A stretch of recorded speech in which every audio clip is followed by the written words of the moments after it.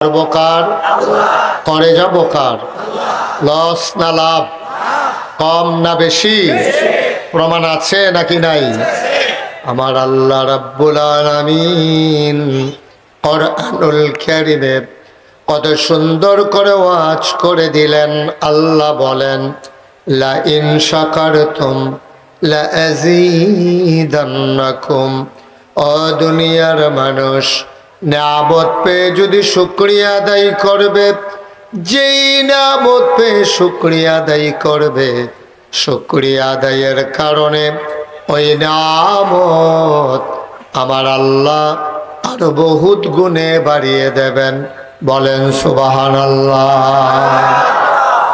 আমার আল্লাহ যা বলেন তা করেন নাকি করেন না কম কম না বেশি বেশি প্রমাণ আছে নাকি নাই কোরআনুল কারীমে 30 পারায় সূরা বুরুজের শেষ অংশে আল্লাহ কত সুন্দর করে ওয়াজ করে দিলেন আল্লাহ বলেন ফাআলুল লিমা ইউরিদ আমার আল্লাহ এমন আল্লাহ তার যা মন চায় ওই কাজটাকে আমার আল্লাহ বেশি বেশি করে দেন বলেন সুবহানাল্লাহ আল্লাহ দুনিয়ার মানুষের মতো না দুনিয়ার মানুষ বলে একটা করে আর একটা ঠিক কিনা অসুখে পড়লে একরকম ভালো হয়ে গেলে আরেক রকম বিপদে পড়লে একরকম বিপদ দূর হয়ে গেলে আরেক রকম রাতের আধারে একরকম দিনের আলোতে আরেক রকম নদী পার হওয়ার আগে একরকম নদী পার হয়ে গেলে আরেক রকম নির্বাচনে দাঁড়াইলে একরকম পাশ করার পরে আরেক রকম ঠিক কিনা দুনিয়ার মানুষ এক এক সময় এক এক রকম আমার দিকে একটু ঘুরে বসেন আপনার কি মন খারাপ এরকম মরহুমের মতো যে বইয়া দিচ্ছেন আপনি ঘুরে বসেন আমার দিকে ঘুরে আপনি একটু পেছনে যান জায়গা দেন আপনিও ঘুরেন আমার দিকে বুঝেন নাই ঘুরেন বুঝেন নাই হ্যাঁ যেই কোনো কথা দিয়ে 3 বার কোন লাগে বুঝলাম না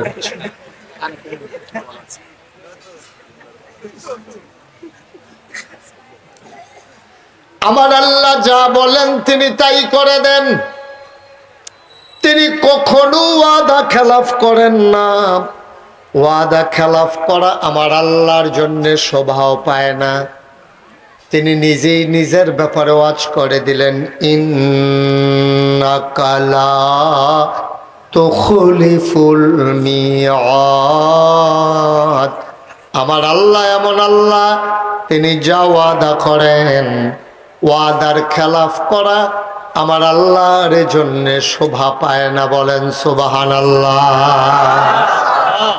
এই আল্লাহ আছেন নাকি নাই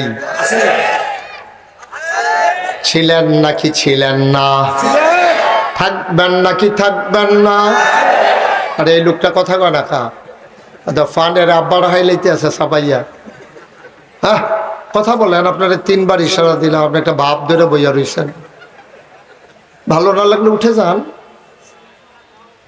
আর থাকলে মন দিয়া থাকেন আমার আল্লাহ আছেন নাকি নাই ছিলেন নাকি ছিলেন না থাকবেন নাকি থাকবেন না আবার এই আল্লাহ কয়জন জোরে কন আর জোরে মধুর সুরে সবাই মিলে কোন প্রাণ উজাড় করে গলা ছেড়ে দিয়ে মধুমাখা কণ্ঠে আকাশ বাতাস প্রকম্পিত করি রাতের নিস্তব্ধতা ছিন্ন ভিন্ন করে চলো সমস্বরে সবাই মিলে আল্লাহর একটা ডাক দেয় আল্লাহ ও প্রাণের আল্লাহ তুমি লাম ইয়ালিদ ওয়ালাম ইউলাদ ওয়ালাম ইয়াকুল লাহু কুফুয়ান আহাদ তিনি কারো থেকে জন্ম নেন নাই তিনি কাউকে জন্ম দেন নাই ও বন্ধু দুনিয়ায় পীরের মতো পীর হয় নেতার মতো নেতা হয় মন্ত্রীর মতো মন্ত্রী হয় এমপির মতো এমপি হয় আমার আল্লাহর কি মতো হয় আমার আল্লাহর কি নমুনা হয় আমার আল্লাহর কি ডুপ্লিকেট হয়? আমার আল্লাহর কি মডেল হয়? আমার এই আল্লাহ কয়জন? জোরে কন, আরো জোরে, মধুর সুরে সবাই মিলে মন প্রাণ উজাড় করে গলা ছেড়ে দিয়ে চলো সবাই মিলে জানিয়ে দেই লা ইলাহা ইল্লাল্লাহ, লা ইলাহা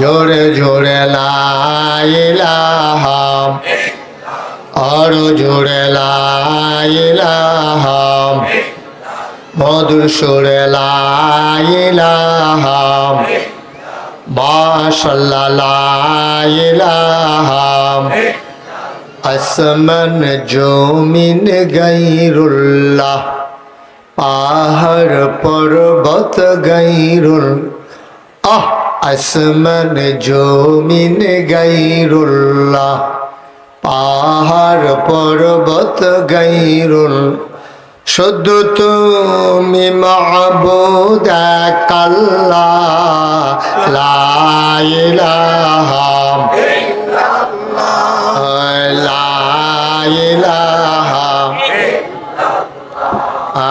লা ইলাহা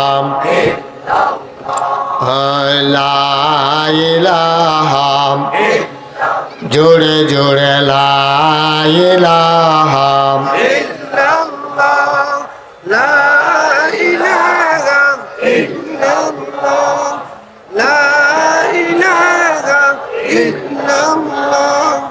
লা ইলাহা লা মাবুদা ইল্লাল্লাহ, লা মাশরুকা ইল্লাল্লাহ, লা মাওজুদা ইল্লাল্লাহ, লা মাকসুদা, জোরে জোরে লা ইলাহা, আর জোরে লা ইলাহা, মধুর সুরে লা ইলাহা, মাশাআল্লাহ লা ইলাহা লা ইলাহা লা ইলাহা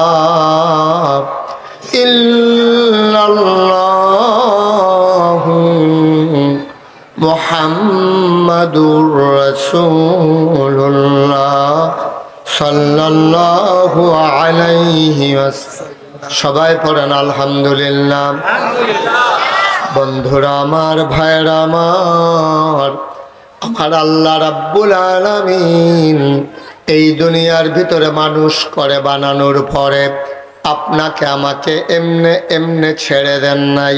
কোন পথে গেলে জান্নাত, কোন পথে গেলে জাহান্নাম, কোন পথে গেলে লাভ আর কোন পথে গেলে লোকসান, কোন পথে ভালো, কোন পথে মন্দ, কোন পথে কল্যাণ, কোন পথে অকল্যাণ, কোন পথে শিরক বিদআত, কোন পথে তাওহীদ রিসালাত, কোন পথে কুফর আর কোন পথে ইসলাম জানানোর জন্য আমার আল্লাহ যুগে যুগে নবী এবং রাসূল পাঠাইছেন। বলেন সুবহানাল্লাহ। 1,24,000 বলেন আর 2,24,000 বলেন, যত নবী এবং রাসূল পাঠিয়েছেন সবাইকে আল্লাহ একটা অনন্য বৈশিষ্ট্য, স্পেশাল কোয়ালিটি, আলাদা একটা গুণ আল্লাহ নবীদেরকে দান করেছেন শরীয়তের ভাষায়। এটাকে বলে মুআজিজা। বলেন সুবহানাল্লাহ। একজন নবীও পাবেন না যাদেরকে সাধারণ মানুষের মতো করে পাঠিয়েছেন। যেমন শুরু হয়েছে আদম আলাইহিস সালাম দিয়া, ওনার 2টা বিখ্যাত উপাধি আছে। একটা হলো আবুল বাশার, তিনি হলো মানুষের আব্বা। সুবহানাল্লাহ বলবেন না? আদম আমাদের কি হয়? সবাই একটু কথা বললেন, আদম আমাদের কি হয়? মঞ্চে যারা আছেন না কইলেও সারবো নাকি? আমি কিন্তু অনেক মাহফিল ওই মঞ্চের তারা কয় না কেড়ে তারারে নামাইয়া নিষেধ কন্যাও তুলছি। অনেক মাহফিল এই কারবার হইছে। এখন আপনারা কি থাকবেন না নাইমা অন্যরা জায়গা দিবেন? ওলামায়ে কেরামের বিশাল জামাত নিয়ে এসে আপনি ওয়াজ শুনবেন। জি জি জি, কি বলছি বুঝছেন আপনারা? আওয়াজ দিবেন, মঞ্চের তারা ডাবল আওয়াজ দিবেন, নিচের তারা যদি দেয় একবার আস্তে, আপনারা দিবেন ডাবল বলি হবে। এত ওসাদ বইও যদি আওয়াজ না বার হয় তো আপনারা কি গাছ তুলন যাব? বলেন সুবহানাল্লাহ। যে আমার দিকে ঘুরে বসতে হবে, আমি আবার সাইয়া সাইয়া ওয়াজ করি তো না, বদ অভ্যাস। ডাক্তার দেখাইছি কই এই রোগ ভালো হইতো না। আরেকটু পেছনে যান, পেছনে গিয়ে আমার দিকে তাকান, এই হুজুরদের জায়গা দেন। হ্যাঁ মাশাআল্লাহ, হ্যাঁ ঠিক আছে। এই যে আমার দিকে, আমার দিকে ওয়াজ এখন আপনি হ্যাঁ সাইয়া রয়েছেন কিন্তু। মাশাআল্লাহ, ওলামায়ে কেরাম রৌনক রৌনক বক্স মেহমানেরা আল্লাহর খাস মেহরবানি হাজির হয়েছেন। আমি প্রাউড ফিল করছি, আমার মতো একটা ছোট্ট মানুষ আমার কথা শোনার জন্য ওলামায়ে কেরাম দলবদ্ধভাবে এসেছেন। আমি প্রাউড ফিল করছি, আমি গর্ববোধ করছি। এটাই হচ্ছে ওলামায়ে কেরামদের সম্পর্ক। বলেন আলহামদুলিল্লাহ। আপনারা যত এফএস লাগাইতেন চান, আমরা কিন্তু হ্যাঁ নগিয়ে একখান নই। আমরা আলেম ওলামাদের ভিতরে কোনো বিভেদ ছিল না।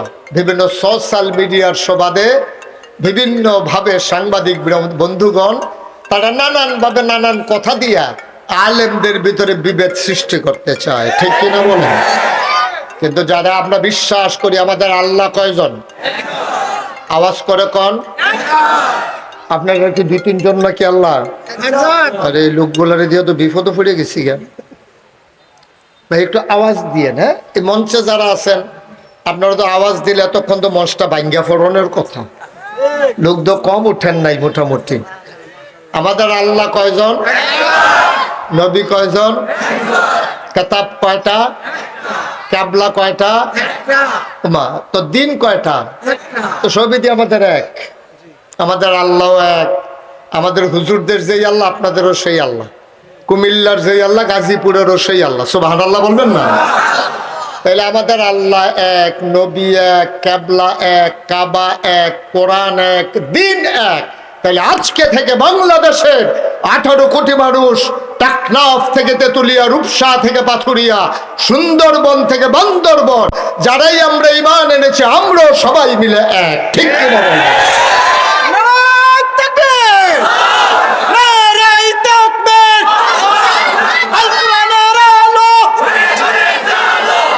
এটাই হচ্ছে আজকে বাতিল শক্তির সবচেয়ে বড় মাথা ব্যথা, ঠিক কিনা কন? ওলামায়ে কেরাম যখন এক হয় তখন যার তাদের ভাত নাই এটা তারা ভালোই বুঝে। এই জন্য সবচেয়ে বড় মাথা ব্যথা এখন ওদের, কিভাবে নিজেদের ভিতরে ডিভিশন তৈরি করা যায়। এই ডিভিশন তৈরি করার মাধ্যমে কেমন করে শাসন ক্ষমতা পাকাপুক্ত করা যায়। ঘুঘু তুমি বারবার ধান খেয়েছো, এবার আর সেই সুযোগ দেওয়া হবে ইনশাআল্লাহ। আপনারা আলেম ওলামাদের সাথে আছেন না? সবাই পড়ে না আমিন, জোরে পড়ে না আমিন। তো যেই কথাটুকুন বলছিলাম, আমাদের যত নবী এবং রসুল এসেছেন সবাইকে এক একটা অনন্য বৈশিষ্ট্য, স্পেশাল কোয়ালিটি, যাদেরকে শরীয়তের ভাষায় যেটাকে বলা হয় মুআজিজা, এমন কোনো নবী নাই আল্লাহ অনন্য বৈশিষ্ট্য দেন নাই। যেমন আদম, উনি আমাদের কি হয়? আব্বা। আমি বলছিলাম সবাই একটু আওয়াজ দিয়ে বললেন, এই ছেলেটারে একটা ঠুয়া দেন, তার একটা ঠুয়া দেন তারে। হ্যাঁ, কতবার বেড়া এক কথা কোয়া লাগে, 14 বার কইতে ভাল লাগে। হাতে মনে করছো অন্য হুজুর, হুজুর চিনচত্তা বেড়া সিফা দিয়া বইয়া তাহ। আপনি কি দাঁড়াই থাকবেন এই নিয়তে আসছেন? জায়গা আছে তো সামনে বসেন। এমনি ফজর পর্যন্ত ওয়াজ করে তাদের খাড়াতে পড়ায় ফালাই দেওয়া যেত, তখন দেখলো না জীবনে মাহফিল গিয়ে দাঁড়াইলো না। বলে সবাই পড়ে না আমিন, জুড়ে। তাহলে আদম আমাদের কি হয়? আমাদের আব্বা হইল 4 জন। আমাদের আব্বা কয়জন? 1 নম্বরে আদম হইল আদি পিতা, তারপরে ইব্রাহিম, উনি হলেন জাতির পিতা। আমাদের জাতির পিতার কি নাম? কি ভুলে কি আরেকটা ইয়া পড়ে নাকি? কত চেষ্টা করছে, ভূমি হয় অজময় না, ঠিক কিনা কর? কত চেষ্টা যে করছে জাতির পিতারে মুখস্থ করানোর লেগিয়া, এটা গলার নিচে আর নামে না, ঢুকিল আছে বাড়ি আইয়া পড়ে। ঠিক কিনা কও? আমরা বলেছি বাংলাদেশের মানুষ আর গোটা বিশ্বের 200 কোটি মুসলমান ইব্রাহিম ছাড়া আর কাউকে জাতির পিতা মানে না। ঠিক সুতরাং আমাদের আব্বানা কয়জন?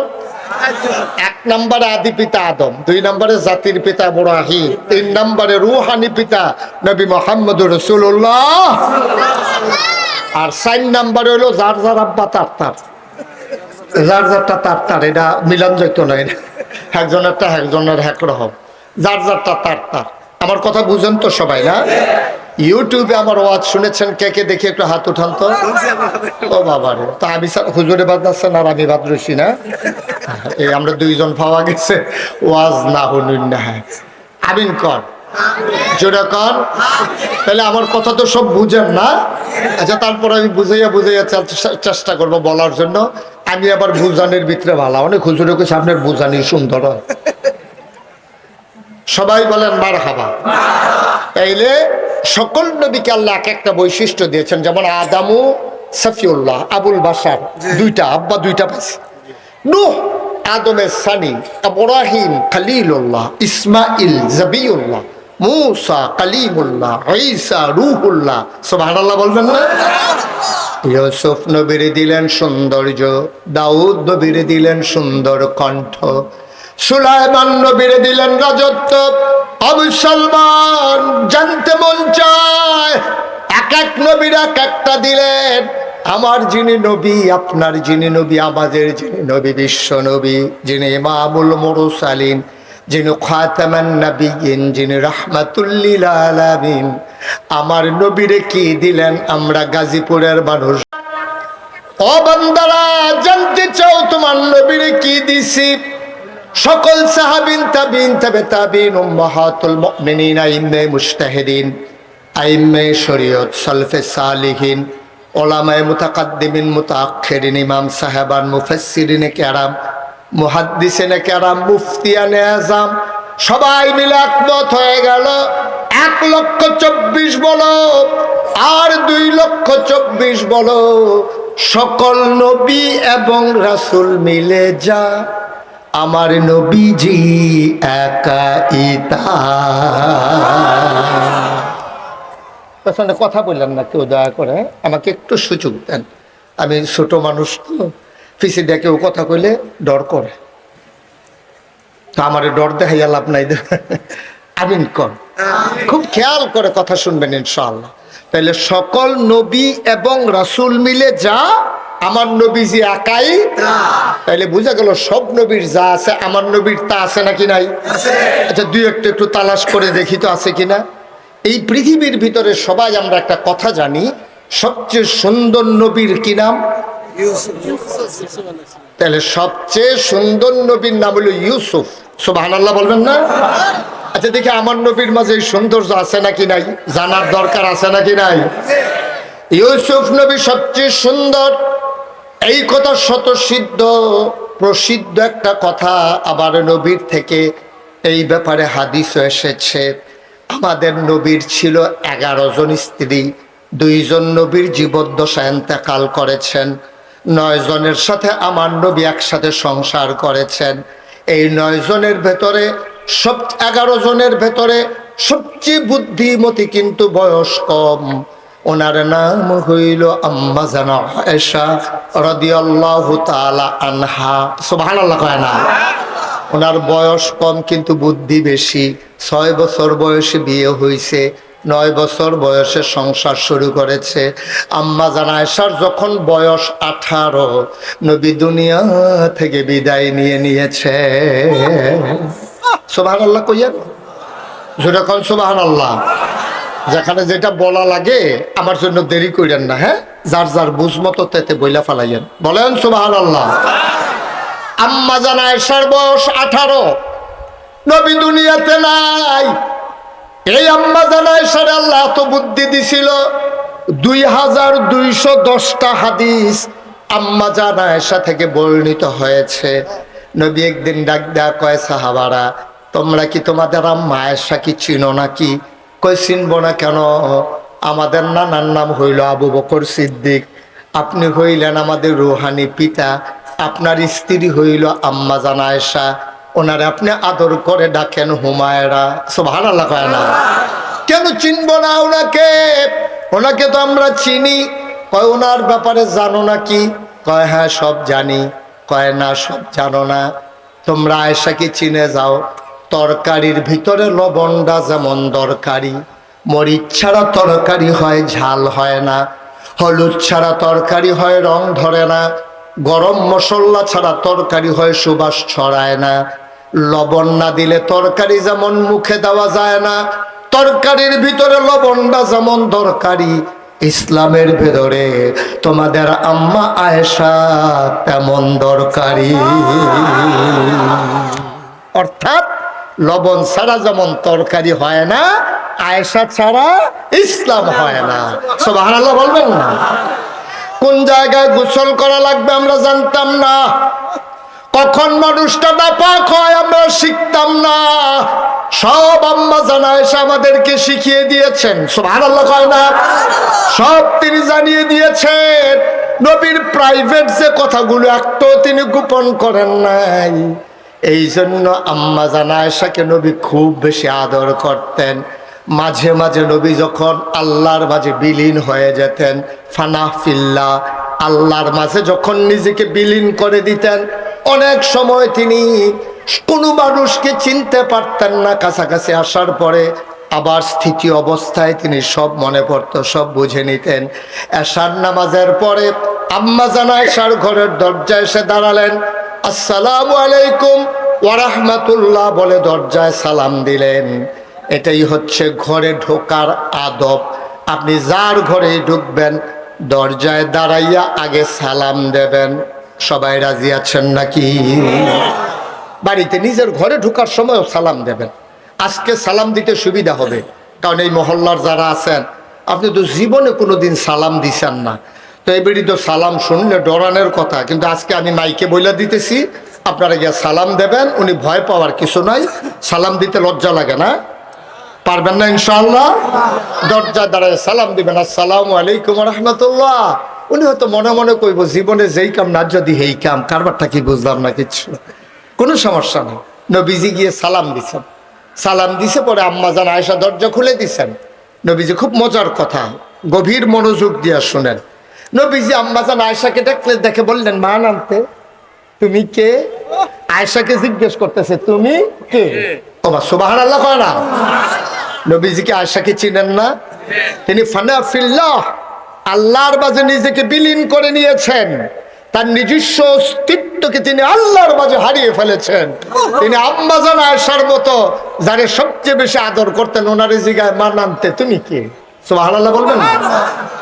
আম্মা জান আয়েশা মজা করে, নবীজি আম্মা জান আয়েশার লোকে খুব আনন্দ করতেন, মাঝে মাঝে দৌড় দিতেন, এই জায়গা থেকে ওই জায়গায় দৌড় দিতেন। কখনো নবী ফার্স্ট হতেন, কখনো আম্মা জান আয়েশাকে ফার্স্ট করিয়ে দিতেন। আম্মা জান আয়েশা খুশি মনে বলতেন আমি ফার্স্ট, নবী মনে মনে বলতেন আমি না জানি তুমি কেমনে ফার্স্ট। মানে আমি যদি দৌড় দেই তুমি পারবা? পৃথিবীর কোনো মানুষ পারবে আমার সাথে দৌড়াইয়া? তা আমি তো ইচ্ছে করে পিছনে পড়ে যাই, তুমি যেন খুশি হয়ে যাও। সুবহানাল্লাহ বলবেন না? খুব মজা করতেন নবীজি। একদিন মসজিদে নববীর পাশে কুস্তি খেলা হচ্ছে, হাদিস। নবীজি এসে বললেন, আয়েশা খেলা দেখতে মন চায়? কাদের ওড়না জড়িয়ে নাও। আম্মা জান আয়েশা ওড়না দিয়ে নিজেকে আবৃত করে নিলেন, নবীজির পেছনে পেছনে নিয়ে গেলেন। নবীজি উপর হয়ে বসলেন, আর আম্মা জান আয়েশা নবীর মাথার উপর দিয়া নবীর উপরে ঝাপটে মেরে খেলা দেখলেন অনেকক্ষণ। সুবহানাল্লাহ বলবেন না? তখন নবীজি অনেকক্ষণ পরে বললেন, আয়েশা চলো ঘরে চলে যাই। তখন নবীজি ঘরে চলে গেছেন। তো আদর করতেন আম্মা জান আয়েশাকে, কারণ 6 বছর বয়সে বিয়ে হয়েছে, 9 বছর বয়সে সংসার হয়েছে। সুবহানাল্লাহ বলবেন না? যেই কথাটা বলার উদ্দেশ্য আমার, তা আম্মা জান আয়েশা ওনাকে দেখে বলতেছেন মা নামতে তুমি কে?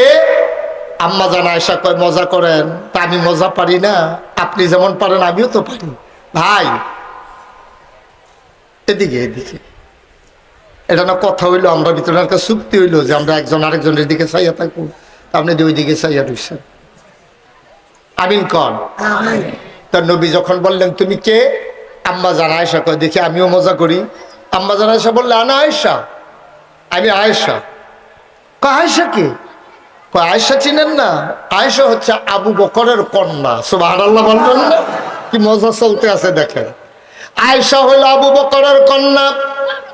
আবার আল্লাহর নবী কয় কোন আবু বকর? আর আয়েশার কি কোনো নাম আছে নাকি? আয়েশা হইল আপনার আদরের হুমায়রা। নবীজি আদর করে হুমায়রা ডাকতেন, লাল সুন্দরী। এমনি আম্মা জান আয়েশা সুন্দরী ছিলেন। আবার নবী ডাকতেন আমার হুমায়রা, আমার হুমায়রা। নবীজিকে আম্মা জান আয়েশা বলে আপনার হুমায়রা হইল আয়েশা। আয়েশাকে? আবু বকরের কন্যা। আবু বকরকে? আবু বকর মুহাম্মদের সাহাবা। মোহাম্মদকে। সুবহানাল্লাহ কয় না? আম্মা জান আয়েশা বুঝে ফেলছেন নবী আর এখন নিজের মাঝে নাই, আর আগানো ঠিক হবে না। আম্মা জান আয়েশা চুপ মেরে ঘরের কোনায় বসে আছেন, নবীজিও বসে আছেন। কিছুক্ষণ পরে নবীজি ডাক দেয়, কয় আয়েশা। আয়েশা চুপ মেরে আছে, কথা কয় না। কয় আমার হুমায়রা। আবার আম্মা জান আয়েশা কয় হুমায়রাকে? কয় হুমায়রা আমার আয়েশা। কয় আয়েশাকে? কয় আয়েশা হইল আবু বকরের কন্যা। কয় আবু বকরকে? কয় মুহাম্মদের সাহাবা। কয় মুহাম্মদকে? এবার নবীজি জড়াইয়া ধরে কয় তোমার প্রাণের স্বামী।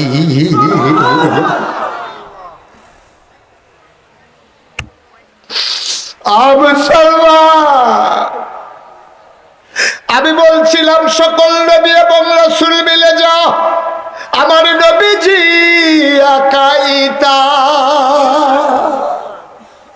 আম্মা জান আয়েশা ঘরের ভিতরে শুয়ে আছেন, প্রচন্ড গরম, ভ্যাপসা গরম। আমার নবী এশার নামাজ পড়ে দরজায় এসে নক করলেন। আম্মা জান আয়েশা দরজা খুলে দিলেন। নবী ডাক দেয়, কয় আয়েশা বড় গরম, ঘরের ভেতরে খেজুর পাতার পাটি বিছাও আঙ্গিনায়, দেখি একটু আরাম করি, মৃদু মন্দ বাতাস আছে। ঘরের সামনে পাটি বিছানো হলো। আম্মা জান আয়েশা আসন পেতে বসলেন। নবীজি কুলের ভিতরে মাথা রাখলেন। আল্লাহর নবী আনন্দে শুয়ে আছেন। আম্মা জান আয়েশা এত কাছে পেয়ে কপালের ভিতরে আস্তে করে টিপে দিচ্ছেন, চুলের মাঝে আঙ্গুল দিয়ে বিলি কেটে দিচ্ছেন। নবী আনন্দে চোখ বন্ধ করে আছেন। আম্মা জান আয়েশা কয় চতুর্দশী পূর্ণিমার চাঁদ আকাশে হাসে, ফকফকা জ্যোৎস্না, মৃদুমন্দ বাতাস। এমন আবহাওয়া, মজার আবহাওয়া পাওয়া যায় না। নবীর সাথে একটু মজা করে কথা কই দেখি। আম্মা জান আয়েশা কয় ইয়া রাসূলুল্লাহ, ইয়া হাবিবাল্লাহ, ইউসুফ নবী নাকি খুব সুন্দর। সুবহানাল্লাহ বলবেন না? কয় হ, ইউসুফ নবী তো অনেক সুন্দর। কয় আপনিও তো সুন্দর। কয় সন্দেহ আছে নাকি? কয় না না, ইউসুফও সুন্দর, আপনিও সুন্দর। ইউসুফও নবী, আপনিও নবী, তো সমান সমান হয়ে গেল। আপনি না বলে সেরা নবী। সুবহানাল্লাহ কয় না? তো ইউসুফও সুন্দর, আপনিও সুন্দর। ইউসুফ নবীও নবী, আপনিও নবী, তো পার্থক্য কি? দুইজন তো একই রকম। আবার আল্লাহর নবী মুচকি হাসি দিয়া কয় শোনো শোনো শোনো, ইউসুফও সুন্দর, আমিও সুন্দর। ইউসুফও নবী, আমিও নবী, পার্থক্য হইল আমি হইলাম ইউসুফ নবীর নবী। আমি নবীদেরও ইমামুল মুরসালিন, তিনি সকল রাসূলগণের ইমাম। এই নবীজির তিনটা বিখ্যাত উপাধি আছে, আর যার কারো নাই। একটা হলো তিনি রহমাতুল লিল আলামিন। সুবহানাল্লাহ কয় না? প্রমাণ কি? তিনি যে রহমাতুল লিল আলামিন। ও গাজীপুরের মুসলমান, 5 ওয়াক্ত নামাজে প্রতি রাকাতে, ফরজ হোক আর ওয়াজিব হোক, সুন্নত হোক আর নফল হোক, 5 ওয়াক্ত নামাজে আমরা বারবার আল্লাহকে জানিয়ে দেই আলহামদুলিল্লাহি রাব্বিল আলামিন। সমস্ত প্রশংসা কেবলমাত্র শুধুমাত্র ওই আল্লাহর জন্য, যিনি সমস্ত জগৎ সমূহের জন্য রব। সুবহানাল্লাহ বলবেন? তার জন্য সমস্ত প্রশংসা। এখন আপনি যদি বলেন যে হুজুর রব কারে কয়, আমাকে যদি আপনি জিজ্ঞেস করেন খালেক কারে কয়, আমি এক কথায় বলতে পারবো। যদি বলেন মালেক, তাও এক কথায় বলতে পারবো। যদি বলেন রাজ্জাক, তাও এক কথায় বলতে পারবো। যদি বলেন হাইয়ুল কাইয়ুম, তাও এক কথায় বলতে পারবো। কিন্তু আপনি যদি আমাকে জিজ্ঞেস করেন হুজুর রব কারে কয়, এক শব্দে বলেন দেখি। আমি অনেক গবেষণা করেছি, আমি অনেকগুলো লুগাত খুঁজে খুঁজে দেখেছি, ওলামায়ে কেরামের সাথে কথা বলেছি। রব এমন একটা শব্দ যেটা এক কথায় বোঝানো যাবে না। অন্তত রব কারে কয় বুঝাইতে হলে 5টা লাইন লাগবে। কয় লাইন? আরে ঘুমাই গেছেন সব তো, কারে জিগাইতে আছেন? কয়টা লাইন? আরে জোরে কথা কোন, কয় লাইন? উনি মাথা লারে কয় সবার যেই মত আমারও হেই মত। কয় লাইন? 5টা লাইন ছাড়া রব কারে। বাবা আপনাকে বসে যেতে হবে, আপনি ফিক্স করে দিয়ে বসেন, আর একবার উঠবেন না আপনি। রব 5টা লাইন দিয়া রব বুঝানো লাগে, আর আগে রব বুঝানো যাবে না। আমি একটা একটা করে লাইন বলি, আপনি খেয়াল করেন। বান্দার যা দরকার, বান্দাকে, আহা বান্দাকে আমরা, আমাদের যা দরকার, বান্দার যা দরকার বান্দা নিজেও জানে না কি দরকার। দরকারি জিনিসটা দরকারের সময় পরিমাণ মতো চাওয়ার আগে। সুবহানাল্লাহ। আপনি কি বুঝতে পারছেন? কিচ্ছুই বুঝতে পারেন নাই আপনি। ওজন বুঝছেন এই কথা? বান্দার যা দরকার অর্থাৎ আমাদের সকল মানুষের যা দরকার, দরকারি জিনিসটা দরকারের সময় পরিমাণ মতো চাওয়ার আগে। সুবহানাল্লাহ কয় না? বান্দার কি দরকার বান্দা নিজেও জানে না, কখন দরকার তাও জানে না, কি পরিমাণে দরকার জানে না, বান্দা চাইতেও পারে না। এই জন্য বান্দার যা দরকার, দরকারি জিনিসটা প্রয়োজন মতো পরিমাণ মতো চাওয়ার আগে যিনি বান্দাকে দিয়ে দেন তিনি হইলেন রব। আপনি যদি বলেন হুজুর এমন একটা জিনিসের নাম কোন যেটা আমরা জানি না আমাদের দরকার, এখন বললেই বুঝবেন। আপনার আব্বা আপনার আম্মা মধুর বাসরে চলে গেছে, বিবাহ বন্ধনে আবদ্ধ হয়ে গেছে, কাজী সাহেব বিবাহ পড়াইছে, ইমাম সাহেব দোয়া করে দিয়েছে, সবাই মিলে বরযাত্রী গিয়ে সব কারবার শেষ, বিয়ে শাদী শেষ, নববধূকে ঘরে নিয়ে আসা হলো। আপনার আব্বা আপনার আম্মাকে একটা বাসর ঘরে দেওয়া হলো, দুইজন মিলে মধুর বাসরে ঢুকে গেল, মধুর মিলনে লিপ্ত হয়ে গেল। মেডিকেল সায়েন্স বলে তারা যখন মধুর মিলনে লিপ্ত হলো, বাবার পিঠ থেকে মায়ের বুক থেকে 2 ফোঁটা পানি সবেগে নির্গত হয়ে মায়ের ইন্টেন্সিভ কেয়ার, মায়ের সুরক্ষিত দুর্গ, মায়ের রেহেমের ভিতরে 2 ফোঁটা পানি দৌড় দিয়া গিয়া একসাথে হয়ে গেছে। মেডিকেল সায়েন্স বলে পিতার পানির ভিতরে থাকে শুক্রাণু, মায়ের পানির ভিতরে থাকে ডিম্বাণু, শুক্রাণু আর ডিম্বাণুর মিলনে জীবনের পয়দা হয়। মেডিকেল সায়েন্স বলে এক এক ফোঁটা পানির ভিতরে কোটি কোটি জীবন থাকে। যখন দৌড় দিল পানি, মায়ের রেহেমের মুখটা খুলে গেল, একটা জীবন দৌড় দিয়ে ভিতরে ঢুকে গেল। আল্লাহর কুদরত, আল্লাহ মুখটার সাথে সাথে বন্ধ করে দিলেন। একটা জীবন ঢুকার পরে রেহেমের মুখটা বন্ধ হয়ে গেল, বোতলের মুখ বন্ধ, বাকি জীবনগুলা চতুর্দিক দিয়ে দৌড়তে আছে। ওই যেইটা ভিতরে ঢুকছে ওইটারে চোখ পাক দেয়, চোখ রাঙ্গায়, ধমক দেয়, কয় বাইরে আসো, তুমি ঢুকে গেছো আমাদেরকেও ঢোকাও। ভাই আল্লাহর কুদরত, দৌড়া দৌড়ি করে করে রাগ দেখাইয়া বাকিগুলো মরে যায়। ওই যুদ্ধ করে একটাই জিতে যায়, ওই জীবনটাই তোমার জীবন আমার জীবন, ঠিক কিনা? তুমি এমনি এমনি এমনি ঠিক না, যুদ্ধ হয়েছে, তোমার লোকে ঘুষাঘুষি হয়েছে, তোমার সাথে মারামারি হয়েছে, কুস্তি হয়েছে, সবাই হেরে গেছে, তুমি জিতে গেছো। তুমি জিতে গেছো বলে দুনিয়াতে এসেছো, নাইলে তুমি ওখানেই মরে যেতা, ঠিক কিনা বলে? তুমি জিতে গেছো। এখন 2 ফোঁটা পানি, কোরআন বলছে এই 2 ফোঁটা পানি 1 ফোঁটা রক্ত হয়ে যায়, 1 ফোঁটা রক্ত 1 টুকরা গোশত হয়ে যায়। এই গোশত আস্তে আস্তে প্রলম্বিত হয়, বড় হয়। এটার ভিতরে নাক হয়, মুখ হয়, চোখ হয়, কান হয়, হাত হয়, পা হয়। এবং আল্লাহ ফুক দিয়ে তার রূহ তার ভিতরে ঢুকিয়ে দিলেন। সুবহানাল্লাহ বলবেন না? বান্দা এখন রূহ পেয়েছে, বান্দা এখন জীবন পেয়েছে। মা রাতের বেলা ঘুমিয়ে পড়েছে, হঠাৎ করে বাবা হাত দিয়া দেখে মা নাই। গেল কই? পেটের ভিতরে সন্তান এখন বড় হইতেছে, মাথা দিয়া ঢুস মারে, হাঁটু দিয়া গুতা মারে, মায়ের কলিজায় লাগে, মার ঘুম ভেঙে যায়। জানালার শিক ধরে দাঁড়াইয়া কান্দে, ও মুসলমান, তুমি এখন পেটের ভিতরে বড় হচ্ছ, তোমার তো খাবার লাগবে, তুমি তো জানো না তোমার